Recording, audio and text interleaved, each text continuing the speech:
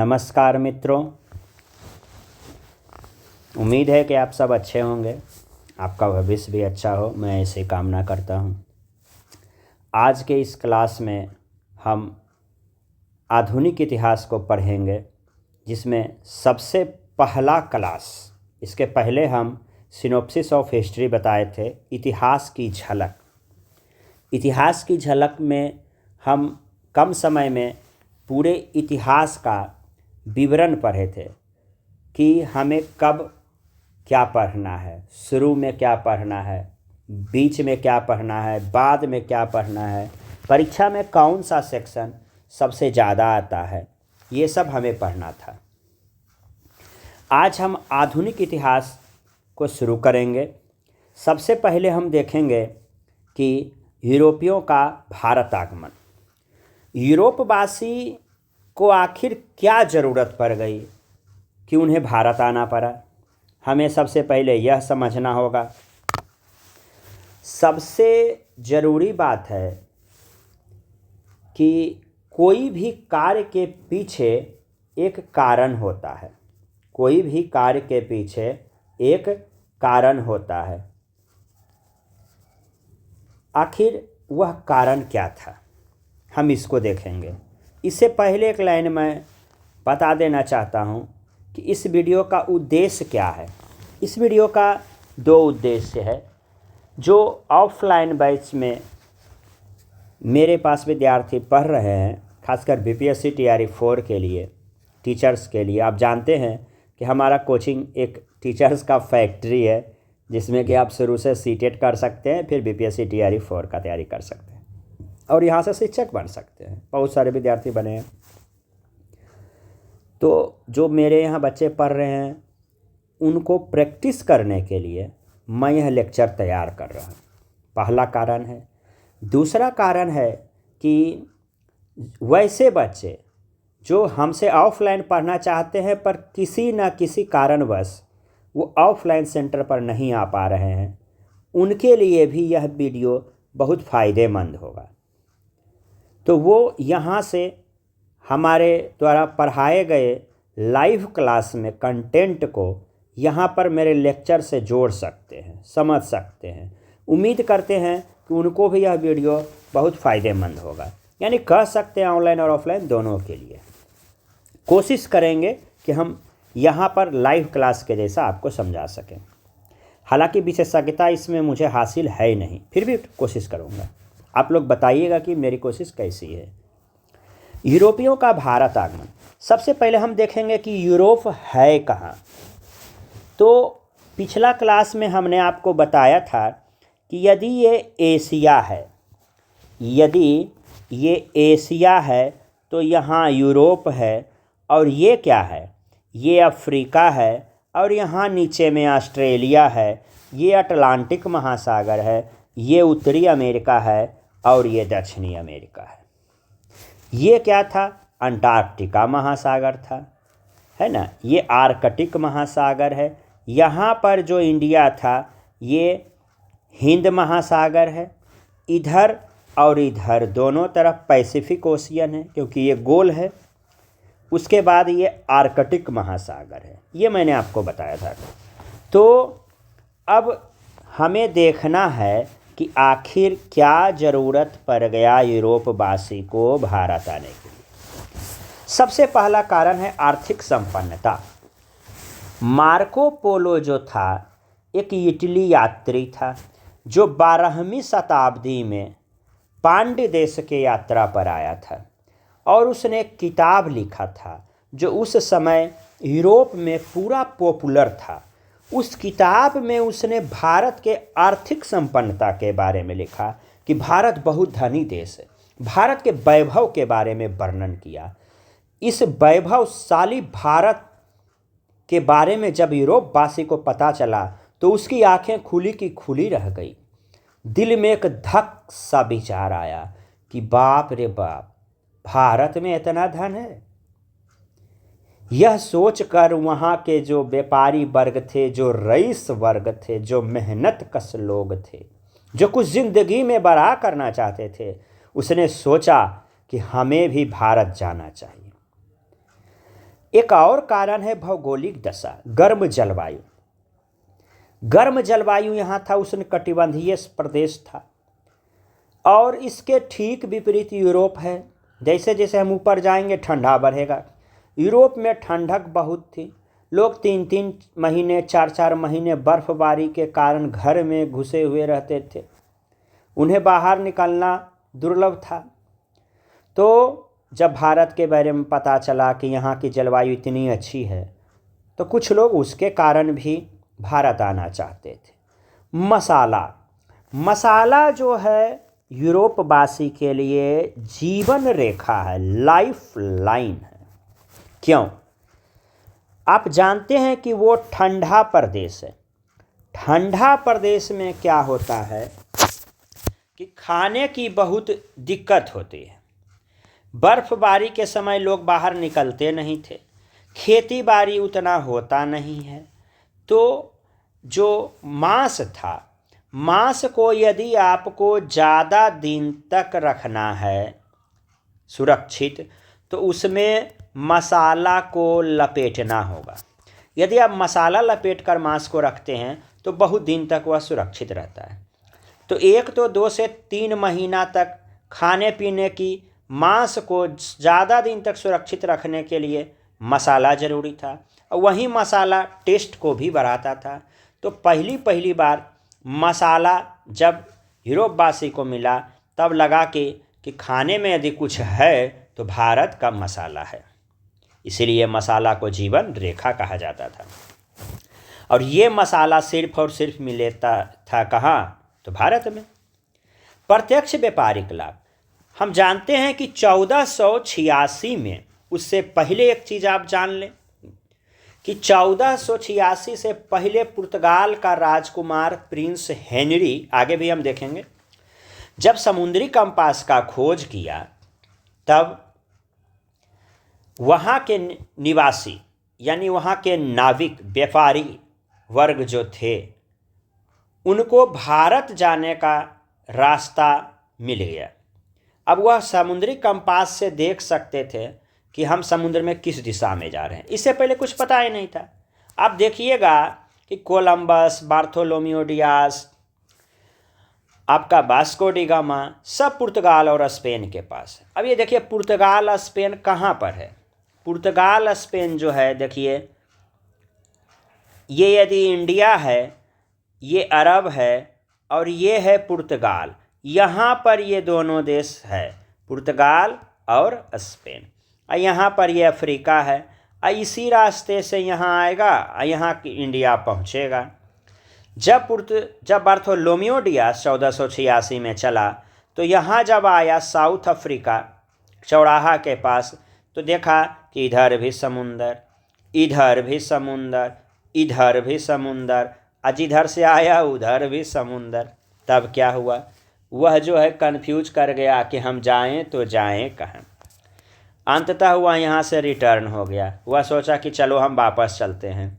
आखिर वह एक चीज़ को खोजा, दक्षिण अफ्रीका। तो अफ्रीका का जो ये शहर है जो समुद्री किनारे है, इसे हम केप टाउन कहते हैं। यह चूँकि समुद्र के किनारे है, तो हम कह सकते हैं कि यह अफ्रीका का अंतिम किनारा है, चौराहा है। बहुत तूफान आता था, केप ऑफ स्टॉर्म भी कह सकते हैं, तूफानी अंतरिक्ष भी कह सकते हैं। तो 1486 में आया और दक्षिण अफ्रीका को यानी केप टाउन को खोजकर चला गया बार्थोलोमियो डियास। फिर 1492 में सोचा कोलंबस कि चलो अब हम भारत खोजते हैं। फिर यह बार्थो के रास्ते पर यहाँ आया और अब इसको जाना था इधर भारत की ओर, ये चल गया इधर, तब पहुँच गया अमेरिका। ये भी भारत की चाह में आया, बार्थो भी भारत की चाह में आया, लेकिन हो नहीं पाया उसकी चाहत पूरी। अब अमेरिका का खोज 1492 में वास्को डी गामा नहीं, कोलंबस ने किया। अब चलता है वास्को डी गामा। अब देखिए जब वो केप टाउन पहुंचा, तो उसको तो यह पता चल गया कि इधर हम जाएंगे तो अमेरिका चल जाएंगे। इधर अब उसके पास भी 2 रास्ता था, एक तो चल जाता अंटार्कटिका महादेश, एक चल जाता इंडिया की ओर। संजोग से देखिए, जो आदमी चाहता है वही होता है, जैसी चाह वैसी राह। अब जब वह इतना परिश्रम करने के बाद पहुंचा, फिर जब यहाँ पर उसे कन्फ्यूजन हुआ, तो देखिए संजोग कि गुजरात से एक व्यापारी आया, जमोरिन, जो अफ्रीका से व्यापार करता था। तो इसको भारत से अफ्रीका का रास्ता पता था, लेकिन आगे यह नहीं जाता था। ये लोग अफ्रीका तक आ गए। संजोग से जमोरिन गुजरात का पथ प्रदर्शक कौन था? अब्दुल मजीद। जमोरिन तो केरल में जब पहुंचा तो उसका स्वागत किया। अब्दुल मजीद जो है वो व्यापारी है, वो आकर कोलंबस से मिलता है, यानी मजीद और कोलंबस का मिलन होता है। दोनों में बातचीत हुई। कोलंबस बताया कि हम भारत जाना चाहते हैं। मजीद बोला कोई बात नहीं यार, हम हैं, चलो लेके चलते हैं। यह जो है केरल के कालीकट तट पर पहुंच गया, कड़कपाबू बंदरगाह पर। यहाँ पर राजा जमोरिन ने स्वागत किया और वहीं पर अरब वासियों ने विरोध किया। अब देखिए, ये अरब वासी क्यों विरोध करने लगे? अब जैसे ये यूरोप है, यहाँ अरब है, और यहाँ जो है इंडिया है। यहाँ क्या है? इंडिया है। अब पहले क्या था कि यूरोपवासी अरब आते थे। अरब जो है एजेंट का भूमिका निभाता था। अरब भारत से माल लाता था और ज़्यादा दाम पर यूरोपवासी को बेचता था। तो अरबवासी में जब 15वीं शताब्दी में जब धर्म युद्ध हो गया, तो उसने इसको रोक दिया कि हम ईसाई को इधर नहीं आने देंगे। तो देखिए, इसको भी ज़रूरत पड़ गया यहाँ आने का। अब जब देखा अरबवासी की वास्को डी गामा केरल पहुँच गया, तब तो विरोध करेगा ही। अब अरबवासी ने विरोध किया तो वहीं जमोरिन ने स्वागत किया। वहाँ पर क्या हुआ कि वास्को डी गामा वैसा चीज़ ले गया जो यूरोप में सबसे ज़्यादा महंगा बिकता था। उसमें उसने सबसे ज़्यादा फ़ायदा गरम मसाला पर कमाया। एक इलायची का दाना 1 सेंट यानी 1 रुपया में लगभग बिका। 1 सेंट का दाम अभी कितना है ये आप लोग देख लीजिएगा। तो 60 गुना लाभ वास्को डी गामा कमाया। अब इसको देखकर भी यूरोपवासी सोचे कि जब इतना में 60 गुना होता है लाभ, तो सोचो कि हम ज़्यादा लाएंगे तो क्या होगा। यहाँ भी भारत आने का रास्ता खुल गया। भौगोलिक खोज वो धर्म युद्ध, वही भारत और रोम का रास्ता रोका गया अरबवासियों के द्वारा। वो जो बताया आपके 15वीं शताब्दी में, 15वीं शताब्दी का मतलब क्या होता है? 1400 से 1499 ईस्वी के बीच। आप देखिएगा जितना सारा खोज हुआ लगभग इसी एज में हुआ, 15वीं शताब्दी के आसपास। तो जब धर्म युद्ध के कारण ईसाई को एकदम से रोक दिया गया मुस्लिम के द्वारा, तब उसका तो मजबूरी हो गया कोई और रास्ता खोजना। यूरोप में पुनर्जागरण व प्रबोधन का प्रभाव, समुद्री कंपास वही जो है प्रिंस हेनरी ने खोजा, तो उससे और समुद्र में आने जाने का रास्ता क्लियर हो गया। साम्राज्यवाद व उपनिवेशवाद, एक देश का दूसरे देश के ऊपर राजनीतिक कब्जा। साम्राज्यवाद, आर्थिक कब्जा, उपनिवेशवाद। इंग्लैंड का उपनिवेश था भारत, तो इंग्लैंड का उद्देश्य था भारत से अधिक आर्थिक दोहन करना। और आप रशियन को देखिएगा, रूस को देखिएगा, तो वहाँ साम्राज्यवाद है, राजनीतिक कब्जा है। तो ये कारण था यूरोपियों का भारत आने के लिए। रास्ता जो भी हम आपको बताए, चर्चा किए कि Cape of Good Hope, Cape of Storm, तूफानी अंतरीप, उत्तमाशा अंतरीप, अफ्रीका का अंतिम किनारा या चौराहा, सबको एक ही नाम है। इसका खोज पुर्तगाली नाविक बार्थोलोम्यू डियाज 1486 में किया। यहाँ देखिए, हम रास्ता पर चर्चा किए हैं कि सबसे पहले कौन आता है, तो Cape Town, Cape of Good Hope को खोजता है कौन? Bartholomew Dias. फिर वो लौट जाता है। फिर वास्को डी गामा नहीं, कोलंबस आता है। यह दायां ना मुड़कर बायां चला जाता है अमेरिका। फिर वास्को डी गामा आता है, यहाँ अब्दुल मजीद मिलता है और वह केरल के कालीकट बंदरगाह पर पहुँचता है। यहाँ पर हम Cape of Good Hope, America, Bharat के अलावा न्यूजीलैंड और ऑस्ट्रेलिया का भी चर्चा किए हैं। रास्ता वही जो मैं बता रहा था, स्थल मार्ग से है, बाल्कन प्रदेश से टर्की, फारस, ईरान, इराक से होते हुए अफगानिस्तान, फिर खैबर, कुर्रम, बोलन, गोमल आदि दर्रा से होकर भारत पहुंचता है। प्रॉब्लम क्या हुआ? तो 14वीं शताब्दी में अरबों का प्रसार बढ़ा। 1453 ईस्वी में उस्मानिया सल्तनत तुर्क ने यानी मुस्लिम ने कुस्तुनतुनिया जीत लिया। कुस्तुनतुनिया एकदम बीच में था, अरब और भारत यानी अरब के किनारा में था, जहाँ से यूरोपवासी आते थे, उसी पर कब्जा हो गया। अब मुस्लिम जो है किसी भी ईसाई को अंदर आने से मना कर दिया। परिणाम, मुसलमानों ने यूरोपीय ईसाई का रास्ता बंद कर दिया, लूट खसोट शुरू हुआ। और भी प्रॉब्लम था, ठंड में बर्फबारी होती थी, रास्ता बहुत जटिल था। जलमार्ग में भी वही कहानी है, अरबवासी ने रोक दिया। सोल्यूशन था सर्च न्यू रूट, नए रास्ते की खोज। और उसी समय देखिए समुद्री कंपास का खोज हुआ, प्रिंस हेनरी ने किया। इसीलिए प्रिंस हेनरी को हेनरी द नेविगेटर कहा जाता है। देखिए नेविगेटर क्या है, आप मोबाइल में देखते होंगे, गूगल में नेविगेट रास्ता को बतलाता है। कौन खोजा? तो हेनरी खोजा, इसीलिए इसका नाम हो गया हेनरी द नेविगेटर। क्वेश्चन आता है कि समुद्री कंपास की खोज किस देश ने सबसे पहले किया? तो पुर्तगाल ने किया। कौन किया? तो प्रिंस हेनरी ने किया। उसे क्या कहा जाता है? तो हेनरी द नेविगेटर कहा जाता है। अब एक प्रश्न आता है, यूरोपवासी का क्रम, भारत आने का क्रम। तो आप याद रखिएगा PDBDF। पी से पुर्तगाली 1498, डी से डच 1595 से 96, बी से ब्रिटिश 1600, डी से डेनिश 1616, एफ से फ्रांसीसी 1664।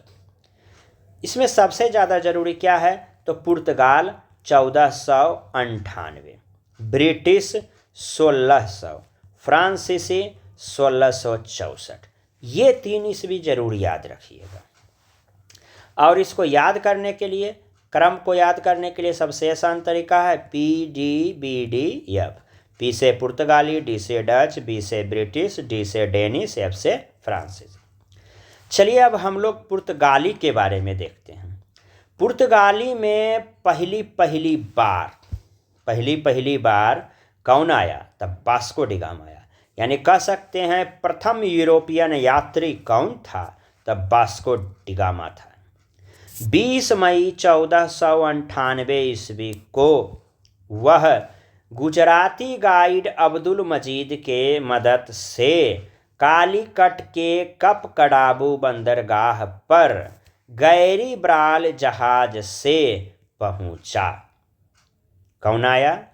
तो प्रथम यूरोपियन यात्री वास्को डी गामा 20 मई 1498 ईस्वी को गुजराती गाइड अब्दुल मजीद की मदद से कालीकट केरल के कपकड़ाबू बंदरगाह पर गैरीब्राल जहाज से आया। आप लोग भी यदि पीछे पीछे दोहराइएगा तो बहुत आराम से याद हो जाएगा। तो वास्को डी गामा प्रथम यूरोपियन यात्री 20 मई 1498 को गुजराती गाइड अब्दुल मजीद की मदद से कालीकट यानी केरल राज्य के कपकड़ाबू बंदरगाह पर गैरीब्राल जहाज से पहुंचा। पहुंचेगा तो 2 चीज़ होगा, या तो कोई स्वागत करेगा या तो कोई विरोध करेगा।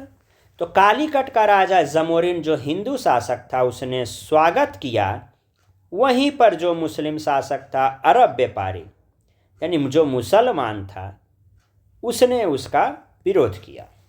क्यों? तो ये भी पहले बता चुके हैं, धर्म युद्ध के कारण। जब वह व्यापार किया तो सबसे ज़्यादा वह मसाला में प्रॉफिट कमाया, 60 गुना लाभ कमाया। यानी 1 रुपया लगाया तो 60 रुपया फायदा हुआ। एक इलायची का दाना 1 सेंट में बिका। एक इलायची का दाना 1 सेंट में बिका।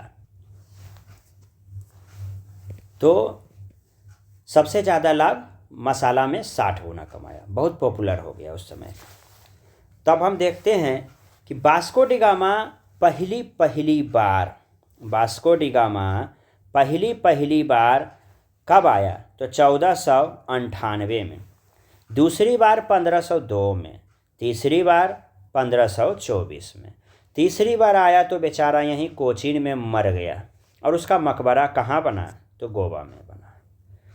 तो ये वास्को डी गामा का चर्चा था। तो हम क्या याद रखेंगे वास्को डी गामा में? आप लोग भी पीछे से बोलिए। प्रथम यूरोपियन यात्री वास्को डी गामा था, जो 20 मई 1498 को गुजराती गाइड अब्दुल मजीद के मदद से केरल के कालीकट के कपकडाबू बंदरगाह पर गैरीब्राल जहाज से पहुंचा, जिसका कालीकट राजा जमोरिन, जो हिंदू शासक था, ने स्वागत किया, जबकि अरब व्यापारी ने विरोध किया। उसने बहुत पॉपुलर चीज़ का व्यापार किया, लेकिन सबसे ज़्यादा फायदा मसाला में हुआ, जो 60 गुना था। पहली बार वास्को डी गामा 1498 में भारत पहुंचता है, दूसरी बार 1502 में पहुंचता है और तीसरी बार 1524 में पहुंचा। वह कुछ दिन के लिए गवर्नर भी बना, लेकिन उसकी मृत्यु यहीं भारत में कोचीन में हो जाती है और उसका मकबरा गोवा में बनता है। अब हम लोग चलेंगे कैब्राल, पेड्रो अल्वारेज कैब्राल। क्या नाम था? पीछे से बोलिए, पेड्रो अल्वारेज कैब्राल। आप लोग कैब्राल से भी इसे याद रख सकते हैं। तो प्रथम यात्री वास्को डी गामा और द्वितीय यात्री कैब्राल 1500 ईस्वी में। प्रथम यात्री वास्को डी गामा 1498 और दूसरा यात्री कैब्राल 1500 ईस्वी में। ठीक है। अब कैब्राल में कुछ ज़्यादा नहीं पढ़ना है। वह गैरीब्राल जहाज से एक जहाज से आया था, कैब्राल 13 जहाज से आया। कितना जहाज से? 13 जहाज से। 13 जहाजी बेड़ा लेकर आया और जमोरिन को खुश करने के लिए रास्ते में जो अरबी जहाज मिला उसे पकड़कर जमोरिन को तोहफा दे दिया तो खुश हो गया कैब्राल। बस इतना ही इसके बारे में पढ़ना है। तो प्रथम यात्री वास्को डी गामा 1498 और दूसरे यात्री कैब्राल 1500 ईस्वी में। चलिए 3 फैक्ट्री हम देखते हैं पुर्तगाली ने कहाँ कहाँ खोला। पहली बार फैक्ट्री 1503 कोचीन में खोला, दूसरी बार 1505 कन्नूर में खोला, तीसरी बार 1510 गोवा में खोला। तो 1503 कोचीन, 1505 कन्नूर, 1510 गोवा। हमें ये याद रखना है। गोवा बहुत इम्पोर्टेंट है, जिसमें हम देखेंगे अल्बुकर्क ने यूसुफ आदिल शाह से गोवा को छीनता है। बीजापुर के यूसुफ आदिल शाह से गोवा को छीनता है। तो और यहाँ तीसरा फैक्ट्री लगाता है। तो 1510 गोवा याद रखिएगा। अब हम पुर्तगाली वायसराय के बारे में पढ़ेंगे। तो अभी तक हम क्या पढ़ें कि यूरोपवासी क्यों आया, वाई, उसका कारण हम देखें। फिर हम उसका रास्ता देखें, किस वे से आया। उसके बाद हम पहला पुर्तगाली यात्री वास्को डी गामा से मिलते हैं, दूसरा पुर्तगाली यात्री कैब्राल से मिलते हैं। वास्को डी गामा 1498 में आता है, 60 गुना धन कमाया। गैरीब्राल जहाज से कालीकट के कपकडाबू बंदरगाह पर पहुंचा। वहीं कैब्राल 13 जहाजी बेड़ा लेकर आया और रास्ते में जो अरबी जहाज उसको मिला था उसको पकड़कर जमोरिन को तोहफा दे दिया। अब हम वायसराय के बारे में चलते हैं। प्रथम वायसराय फ्रांसिस्को डी अल्मीडा। प्रथम वायसराय फ्रांसिस्को डी अल्मीडा। यह 1505 से 9 ईस्वी के बीच आया। वायसराय मतलब क्या? वायसराय मतलब एक बड़ा अधिकारी पुर्तगाल देश भारत में भेजता है ताकि वह व्यापार पर अच्छा नियंत्रण बना सके। तो वह अल्मीडा था। देखिए, पहला यात्री था कौन? Vasco da gamma. और पहला वायसराय कौन था? अल्मीडा था। तो यह एक नीति अपनाई, शांत जल की नीति, ब्लू वाटर पॉलिसी। अब ये ब्लू वाटर पॉलिसी क्या है? ब्लू मतलब नीला, नीले पानी की नीति। यानी अरब सागर से हिंद महासागर के जो तटीय राज्य थे वहाँ पर इसने क्या किया? घेराबंदी किया, किलाबंदी किया। इसी को हम शांत जल की नीति कहते हैं। अरब सागर के तटीय क्षेत्रों पर किलेबंदी करके व्यापारिक एकाधिकार स्थापित करने की प्रक्रिया। क्यों? क्योंकि यदि तट पर कब्जा होगा तो समुंदर पर कब्जा होगा तो व्यापार पर कब्जा हो जाएगा। क्योंकि जितना भी माल आएगा जाएगा कहाँ आ जाएगा? तो तट पर। तट कहाँ? समुंदर में। तो समझ लीजिए कि वह मजबूत हो जाएगा आर्थिक रूप से। तो आपको याद रखना है इसमें एक ही बात कि पहला पहला पुर्तगाल वायसराय था और ब्लू वाटर पॉलिसी अपनाया। क्या क्या था? तो प्रथम वायसराय और शांत जल की नीति, नीले पानी की नीति अपनाया। कौन? तो अल्मीडा। बस यही याद रखना है। इसके बाद हम चलते हैं अल्फांसो डी अल्बुकर्क। ये कह सकते हैं कि पुर्तगाली सत्ता का वास्तविक संस्थापक था। वास्तविक संस्थापक से क्या मतलब है? कि कुछ जीता होगा भारत का कोई राज, तो 1510 में गोवा को जीतता है बीजापुर के सुल्तान यूसुफ जाही से, यह छीन लिया यूसुफ जाह आदिल शाह से, तो इसका ये पूरा नाम है, आदिल शाह से छीना। और वहीं पर तीसरा फैक्ट्री 1510 में खोल दिया। कोचीन को राजधानी बनाया, सती प्रथा को बैन किया ताकि पुर्तगाली पुरुष भारतीय महिला से विवाह कर सकते थे। अब आपको लगेगा कि अल्बुकर्क आकर भारत में बहुत अच्छा काम किया। अब आप पढ़िएगा, राजा राम मोहन राय ने बैन करवाया था, तो फिर अल्बुकर्क कहाँ से आ गया? तो अल्बुकर्क अपने एरिया में सती प्रथा को बैन करवाया और राजा राम मोहन राय के मदद से बेंटिंग ने पूरे भारत में बैन करवाया था। अब ये कोई अच्छा काम सामाजिक दृष्टिकोण से नहीं किया। अब पुर्तगाली जब यहाँ आने लगा तो इसे आदमी का ज़रूरत हुआ। अब पुर्तगाल से उतना दूर से घूम घूम कर अफ्रीका से होते हुए यहाँ पर तो नहीं लाता, बहुत महंगा पड़ता। अब पुर्तगाली करे तो करे क्या? अपना साम्राज्य को कैसे विस्तार करे, अपना व्यापार को कैसे बढ़ाए? इसके लिए उसे आदमी का ज़रूरत था, विश्वासी का ज़रूरत था। तो उसने सोचा कि क्यों ना हम भारतीय से रिश्ता बनाए। अब बताइए कि कोई बेटी का बाप ये विदेशी से कैसे अपना बेटी का शादी करवाता है? क्योंकि विदेशी को तो उस समय लोग है दृष्टि से देखते थे। समुंदर पार जाने का मतलब था अपना धर्म खो देना। तो पुर्तगाली सोचा कि कोई अनमैरिड लड़की का बाप तो अपना बेटी हमें देगा नहीं। तो उस समय उसने देखा कि यहाँ एक सती प्रथा है जिसमें होता क्या है कि 13-14 साल की बच्ची का यदि शादी हो जाता है, बीच में यदि उसका पति मर गया समुद्र में मछली मारने के दौरान या सैन्य अभियान के दौरान, तो उसकी पत्नी जो है हमेशा के लिए विधवा रह जाती थी। तो सबसे पहले क्या किया उसने? अपने एरिया में सती प्रथा को बैन किया। तब वह उस सती प्रथा बैन होने से जो विधवा बच गई, जो कम एज की विधवा बच गई, उसके पिता के पास जाता है और कहता है कि आप मुझे अपना बेटी दे दीजिए, ऐसे भी आपकी बेटी को अब कोई शादी करेगा नहीं। तो बड़ा ही नारकीय जीवन था एक तरह से उसके लिए। तो पिता को भी लगा कि चलो अच्छा है, मेरा बेटी भी खुश रहेगी।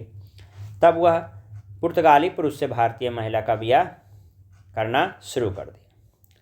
तो ये सती प्रथा बैन हुआ, तो इसमें उसी को फ़ायदा था। वास्को डी गामा भी कुछ समय तक रहा। अब उसके बाद तो आपको पता ही है कि वह मर गया था कोचीन में, गोवा में मकबरा उसका बना। नीनो डी कुन्हा में एक ही चीज़ देखना है कि उसने राजधानी कोचीन से गोवा बनाया, और इसमें ज़्यादा कुछ नहीं पढ़ना है। एस्टादो द इंडिया या सागर का स्वामी, ये क्या है? तो पुर्तगाली अपने साम्राज्य को एस्टादो द इंडिया या सागर का स्वामी कहते थे। एस्टादो द इंडिया या सागर का स्वामी क्या था? तो साम्राज्य था। पुर्तगाली सबसे पहले भारत आए 1498 में और सबसे लास्ट में गए 1961 में। पुर्तगालियों का योगदान क्या है? एक बार इसको हम फिर से रिवीजन कर लेते हैं अल्बुकर्क का। तो द्वितीय पुर्तगाली वायसराय था, पुर्तगाली सत्ता का वास्तविक संस्थापक था। वास्तविक इस मायने में क्योंकि उसने गोवा को जीता और सती प्रथा को बैन किया, जिससे पुर्तगाली पुरुष सब भारतीय महिला से शादी कर सकते थे। राजधानी कोचीन बनाया। और हम देखते हैं 1498 में पहली बार पुर्तगाली आता है, सबसे लास्ट में 1961 में जाता है। इसका योगदान क्या है? देखिए, जहाज़ निर्माण। जब पुर्तगाली यहाँ जहाज़ लेकर पहुँचे तब उसने देखा कि यदि हम पुर्तगाल से जहाज़ को यहाँ लाते हैं तो बहुत महंगा है।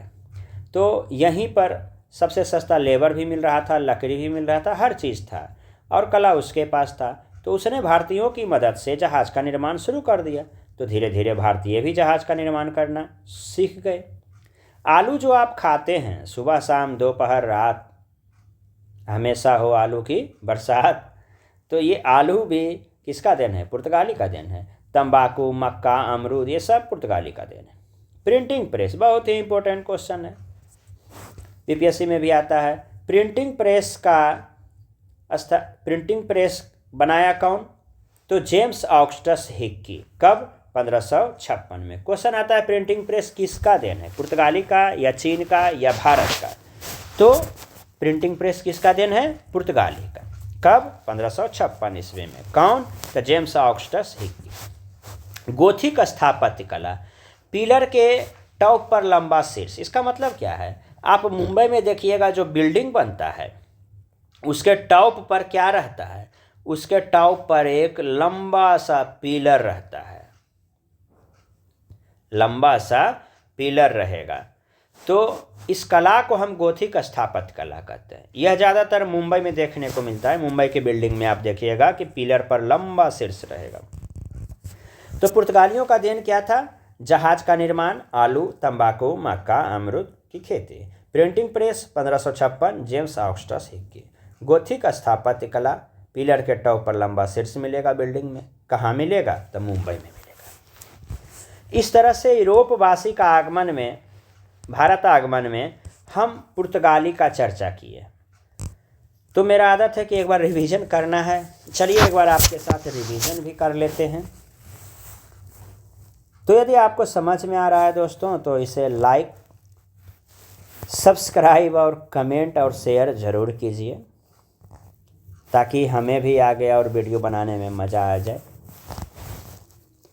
ऑफलाइन के स्टूडेंट आप इसे सुनकर अपना रिवीजन बरकरार रख सकते हैं, और जो ऑनलाइन के स्टूडेंट्स हैं आप इसे समझ सकते हैं। ये एक रूटीन भी बना सकते हैं कि यदि हम एक वीडियो सर का देखते हैं और उसके आधार पर जो टेस्ट एग्ज़ाम होगा, अभी हम जब आपको बताएंगे यूरोपवासी का भारत आगमन यानी पुर्तगाली, डच, फ्रांसीसी, अंग्रेज, तो इसके आधार पर हम टेस्ट एग्ज़ाम लेते हैं। उस टेस्ट एग्ज़ाम को भी यदि आप कहिएगा तो हम वीडियो बना देंगे, टेस्ट एग्ज़ाम का क्वेश्चन अपलोड कर देंगे। आप लोग उसे बना लीजिएगा तो अगला वीडियो में हम उसका सोल्यूशन भी कर देंगे। इससे आपको पता चल जाएगा कि आप 4 वीडियो देखकर उसे पढ़कर समझकर कितना नंबर लाते हैं और क्वेश्चन किस तरह से आता है। क्या आप क्वेश्चन को मेरे लेक्चर से रिलेट कर पा रहे हैं? ये बात आपको समझ में आएगी। क्या मैं रिलेट कर पा रहा हूँ? ये भी बात मुझे समझ में आ जाएगी। दोनों का आकलन हो जाएगा।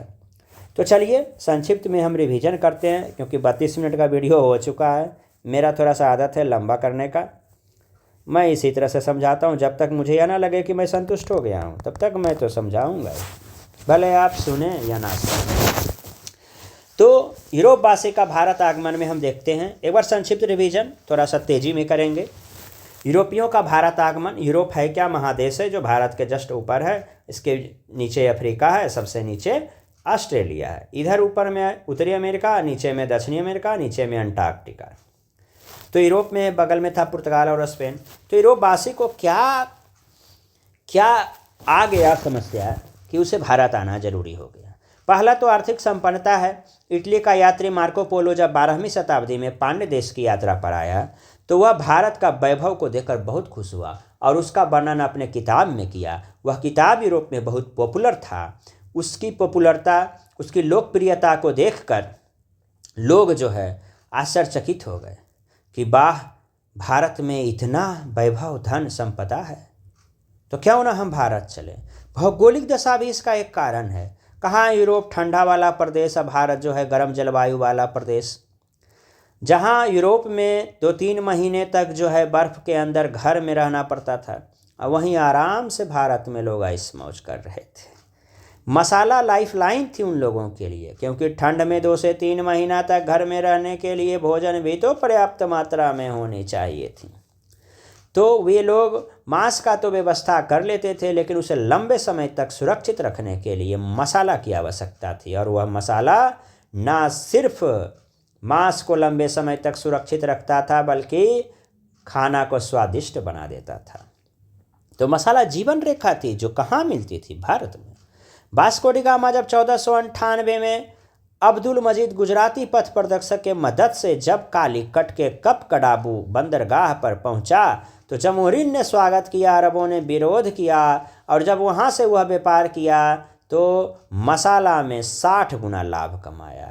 यह लाभ को भी देखकर यूरोप वासी का जो है एकदम दिल गदगद हो गया, आश्चर्यचकित हो गया, आंखें खुली की खुली रह गई कि बाप रे बाप, इतना लाभ भारत से। चलो व्यापार किया जाए तो किया जाए कहाँ, सिर्फ और सिर्फ भारत से।